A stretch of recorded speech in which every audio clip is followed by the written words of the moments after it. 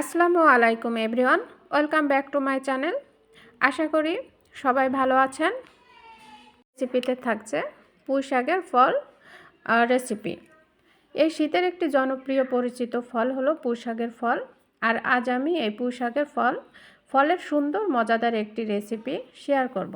আশা করি সম্পূর্ণ ভিডিওটি দেখবেন এবং কমেন্টস করে জানাবেন যে রেসিপিটি কেমন হয়েছে। দেখতেই পারছেন যে রেসিপিটা কতটা লোভনীয় হয়েছে। তো কথা না বাড়িয়ে আমি আমার মূল রেসিপিতে চলে যাই। এখানে আমি নিয়েছি পুঁই শাকের ফল এবং নিয়েছি পুঁই শাকের পাতা। এখানে আমি এভাবে ছোট ছোট করে কেটে নিয়েছি, আর অবশিষ্ট অংশ শক্ত অংশটা আমি ফেলে দিয়েছি।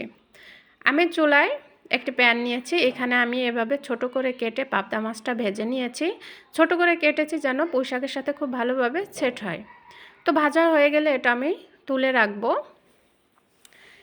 অবশিষ্ট তেলে এখানে আমি আধা কাপ পেঁয়াজ কুচি নিয়েছি। পেঁয়াজটা সফট হওয়া পর্যন্ত ভেজে নিব। খুব একটা কালার করব না, সফট হয়ে আসলে এতে আমি মশলা অ্যাড করে দিব। তো পর্যায়ে এখানে পেঁয়াজটা অনেকটা সফট হয়ে গেছে। এখানে আমি জিরা, রসুন এবং আদা পেস্ট দিয়ে দিয়েছি। সম্পূর্ণটা 2 চামচের মতো হবে জিরা, রসুন আর আদা পেস্ট। খুব ভালোভাবে মিশিয়ে নেব। এখানে নিয়েছি পরিমাণ মতো লবণ, হলুদ, শুকনো মরিচের গুঁড়া এবং 1 চা চামচের কম ধনিয়ার গুঁড়া। তো মশলাটা দেওয়ার পরে মশলাটা যেন পুড়ে না যায়, এর জন্য এখানে আমি সামান্য পরিমাণ পানি অ্যাড করে দিয়েছি। পানিটা অ্যাড করার পরে খুব ভালোভাবে মশলাটা মিশিয়ে নিব।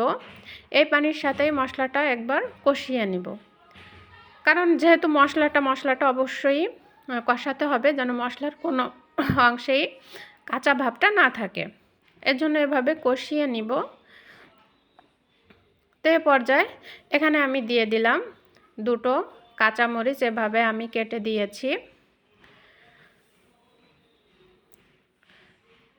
এখানে আমি একটু পানি অ্যাড করে মশলাটা সুন্দরভাবে কষানোর জন্য 2 মিনিটের জন্য ঢেকে দিব।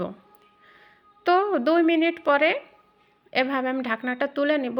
নেওয়ার পরে দেখতেই পারছেন যে তেলটা উপরে চলে আসছে, মশলাটা নিচে গেছে। মশলাটা খুব ভালোভাবে পর্যায়ে কষানো হয়ে গেছে।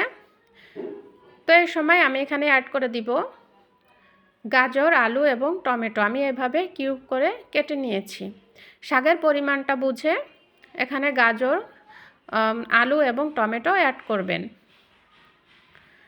তো এভাবে সবগুলা উপকরণ দিয়ে খুব ভালোভাবে একটু কষিয়ে নিব।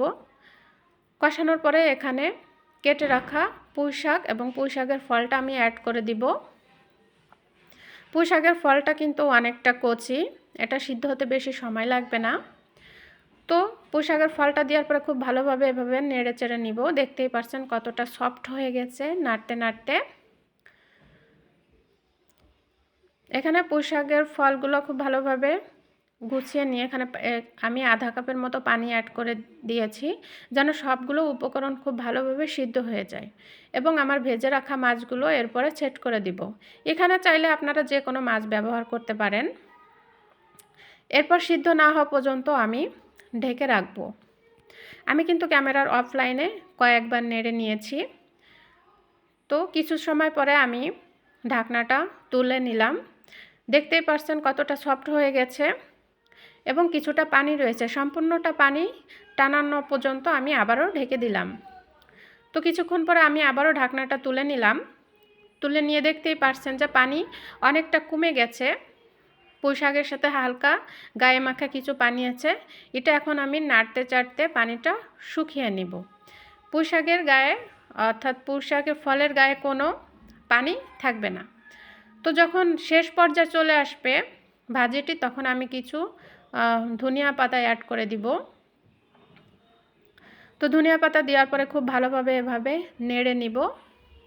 নেড়ে চেড়ে খুব একটু ভাজা ভাজা করে নিব যেন পানির কোনো অংশ না থাকে। পানির অংশটা নেই বললেই চলে। দেখতে পাচ্ছেন যে অনেকটা তেল চুইয়ে পড়ছে ভাজির গা থেকে। আমার ভাজিটা প্রায় হয়ে গেছে। এভাবে ভেজে নিব যতক্ষণ পর্যন্ত সবজির গায়ে পানি না থাকে, যতক্ষণ পর্যন্ত পানি থাকে ততক্ষণ এভাবে মিডিয়াম টু হাইতে রেখে ভেজে নিব। কোনো প্রকারে যেন পুঁইশাক ফলের এই রেসিপিটির গায়ে যেন পানি না থাকে। তো অলরেডি আমার হয়ে গেছে, এটা আমি একটি পাত্রে সার্ভ করে নিয়েছি। দেখতেই পারছেন যে কতটা লোভনীয় হয়েছে এবং খেতেও কিন্তু অসম্ভব মজা। অবশ্যই বাসায় এভাবে ট্রাই করবেন আর সুন্দর সুন্দর কমেন্টস ড্রপ করবেন। তো আজ এ পর্যন্ত, সবাই ভালো থাকবেন এবং আমার যারা নতুন আছেন আমার চ্যানেলটি সাবস্ক্রাইব করবেন। সবাইকে ধন্যবাদ। আল্লাহ হাফেজ।